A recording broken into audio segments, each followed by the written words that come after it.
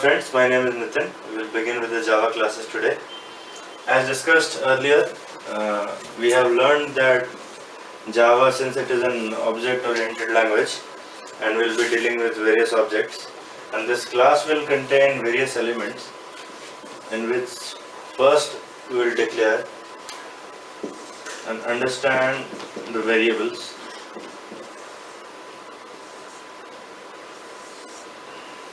In variables, in the last class, I think the video we have discussed that the components of a class will be taken up in each class.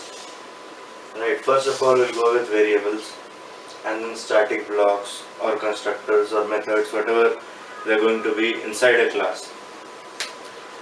So the second topic that we will choose, or a component of a class, is method. Right. Third will be the constructors. Fourth we'll learn about the instance blocks in Java. Now then followed by the static blocks. So these are the 5 major components of a class that you can call, that we will be declaring inside a class throughout the entire Java.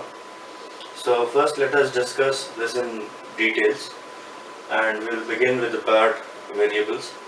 We had already shown in the last video that this variables, you can take it into a category, and local variables will come, the static variables will be there, and followed by the instance variable.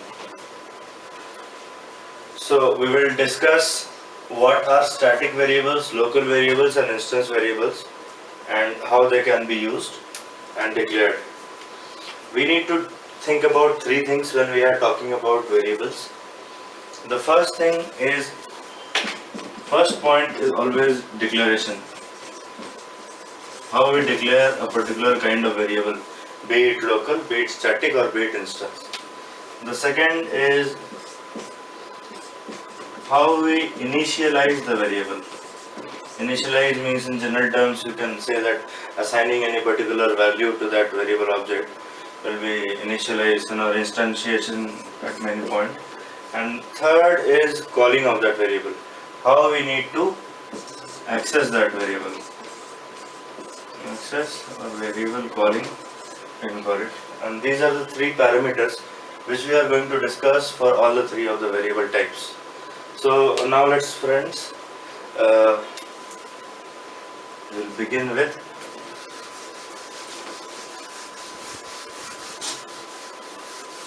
Hi friends, so we are looking at local variables in Java, and the most important thing is that local variables, we will see how they are declared, what is their scope, how the memory allocation is done in case of local variable, and finally how we can access them. The most important thing here is to understand, which you can make it a star mark or the basis thing if someone asks you basically what a local variable is. A local variable is that variable which is defined inside a particular method or the main method. It can be accessed only within the method it has been declared. So we are talking about the scope right now. Declaration will show you how to declare it. Just you can initialize it or declare it int a equal to 10, or you can take int a without giving it or initializing any value to it. That is basic declaration. But the most important thing here to understand is that the scope. The scope of the local variable which is defined inside a particular method will be only till that method is executed, or in the main method if it's declared it will be executed. After that its value will not be accessed by a different method. So right now we'll take a small example for that. For a small example that you can take here is that, I hope this green ink is not visible many times, so let me use the blue ink.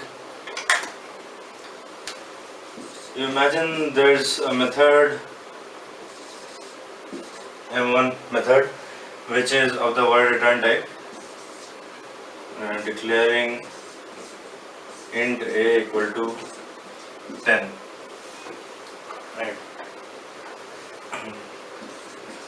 Now system dot out dot println of, you want to declare a, print the value of a that you have stored in. Now similarly, assume that there is another method in your same program, right? But we have declared this integer a here. This variable, this is a local variable. It is declared inside the method M1. So now when you take a different method and try to print out the value of a in this, right? So in this scenario, one thing is very evident. A has been declared as a local variable for the method M1, and its scope is only till inside this method.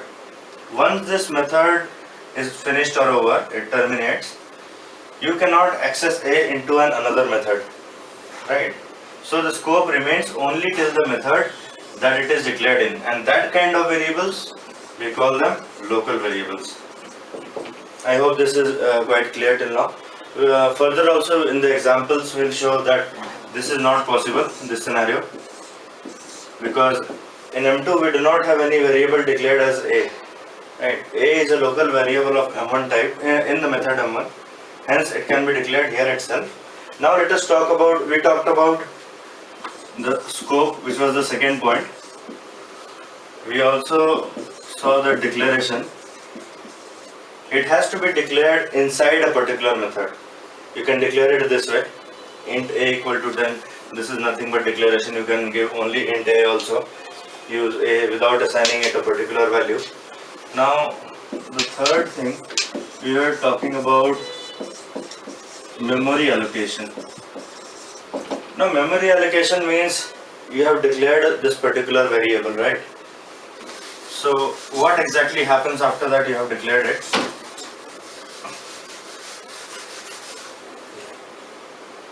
As soon as you declare this variable inside a method, but how the compiler allocates memory to it, we need to see that thing.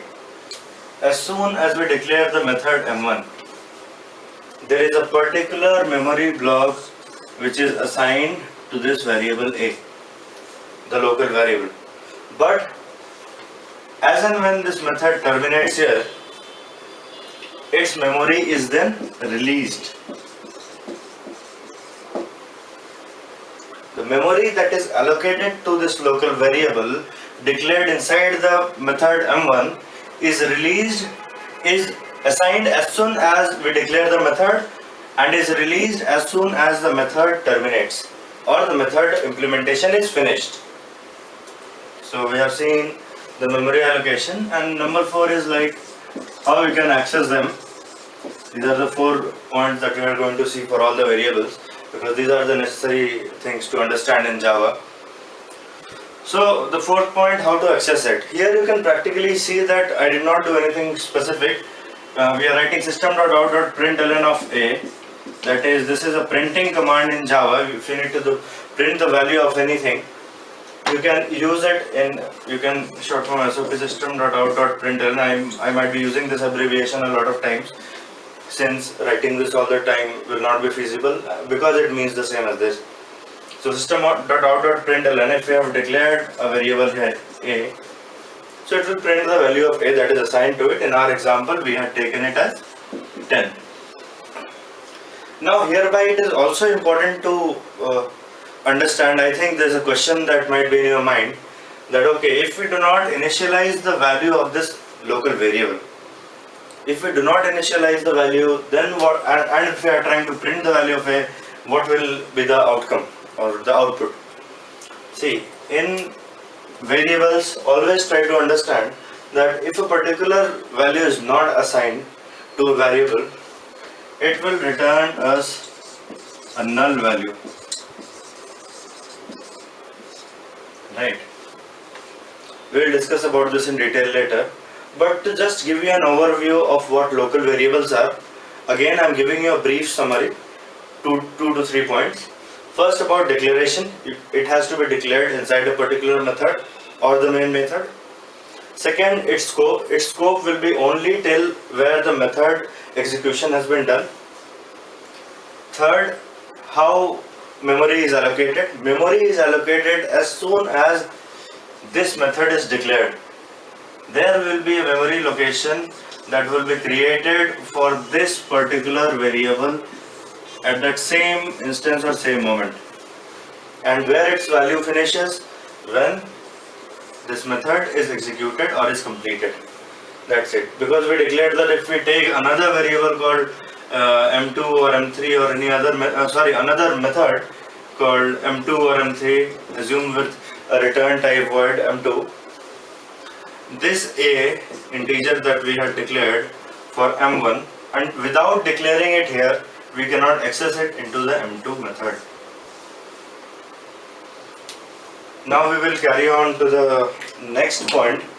We have seen the local variable, and let me tell you again, friends, this situation or a small example of how whether or not what I am saying is correct will be shown to you in execution. I will execute it, and you can also watch in our video. It has been declared by my friend Nitin how you can install the Edit Plus, and why we are asking you to recommending you to install Edit Plus is because it will be very easier for you to identify the codes there and write it in simple language without having a prerequisite knowledge of Java.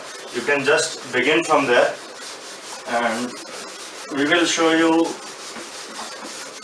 entire examples by executing them, and we will also be having some assignments for you at the end of the video, and there will be just a basic set of examples where I'll ask you to initialize a variable or to declare a variable and use it and call it in a different method.